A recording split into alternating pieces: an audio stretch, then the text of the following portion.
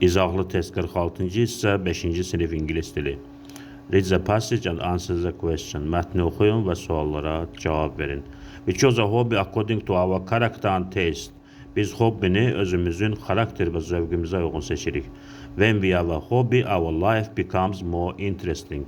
Bizim hobbimiz olanda bizim həyatımız daha maraqlı olur.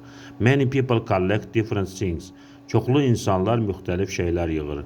Some people swim or take photos of old buildings. Bəzi insanlar üzməyi xoşlayır, bəziləri isə qədim binaların şəkillərini çəkməyi xoşlayır. And some people like to take photos of their friends. Və bəzi insanlar öz dostlarının şəkilləri çəkməyi xoşlayır.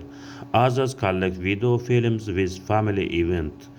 Bəziləri isə, başqaları isə ailə tədbirləri haqqında video filmlər toplayır.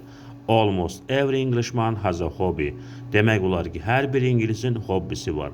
And it's impossible to guess from his profession or appearance his hobby.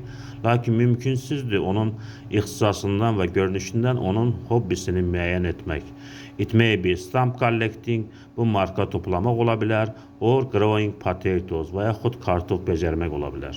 Gardening and growing flowers, especially roses, bağ salmaq, gül becərmək, xüsusilə qızıl gül, is very popular among Englishmen. İngilislər arasında çox məşhurdur. Mətnə aid suallar var. The passage is mainly about. Mətn haqqındadır. Nəyin haqqındadır? Onu tapmaq lazımdır. İkinci sual. Which question has no answer? The passage. Hansı sualın mətndə cavabı yoxdur? Üçüncü sual. Which words in the passage mean to try and find the right answer to a question?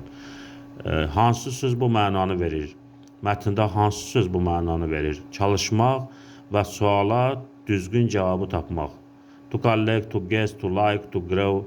Dördüncü sual. Choose the correct sentence. Düzgün cümləni seçin. Mətnə uyğun düzgün cümləni seçin.